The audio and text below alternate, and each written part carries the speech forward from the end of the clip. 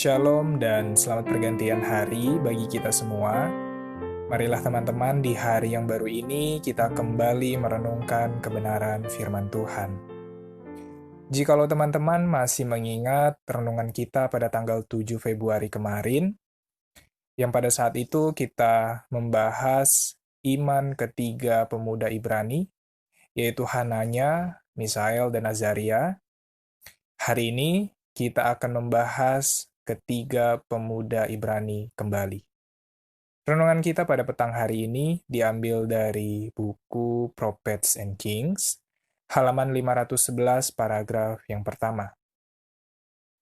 Di sana dikatakan, 3 orang Ibrani, Hananya, Misael, dan Azaria menyatakan kepada seluruh bangsa Babylon akan iman mereka, akan siapa yang mereka sembah.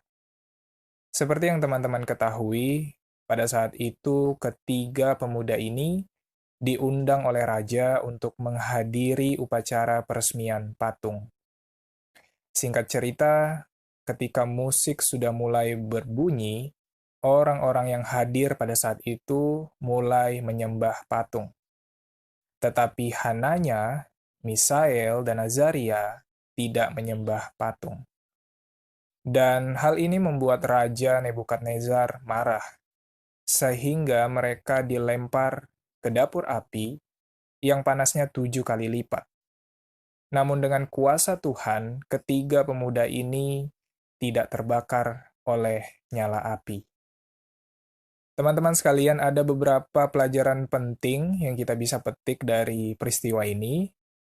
Pelajaran pertama, di dalam krisis, kita harus tetap berpegang pada iman kita.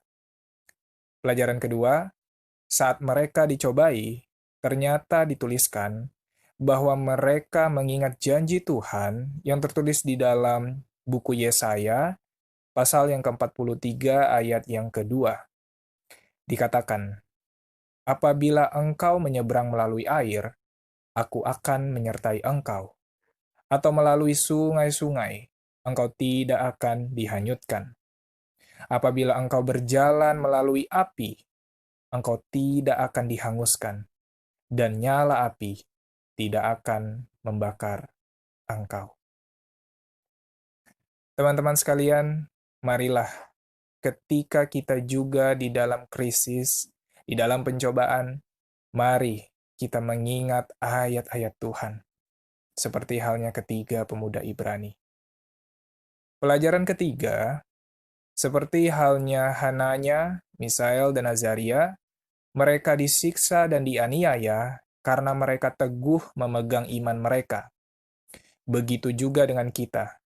Ketika kita setia berpegang teguh dengan iman yang kita miliki, maka penyiksaan dan aniaya juga akan menghampiri kita. Tapi percayalah teman-teman, Tuhan yang sama, yang menyelamatkan ketiga pemuda Ibrani ini, juga akan menyelamatkan kita ketika kita di dalam pencobaan, ketika kita di dalam aniaya dan siksaan. Kiranya renungan kita pada petang hari ini dapat mengingatkan kita kembali untuk belajar dari ketiga pemuda Ibrani. Mereka adalah orang-orang yang mempertahankan iman mereka di tengah krisis. Biarlah kita juga meneladani teladan yang sudah diberikan. Selamat pergantian hari dan Tuhan memberkati kita semua. Amin.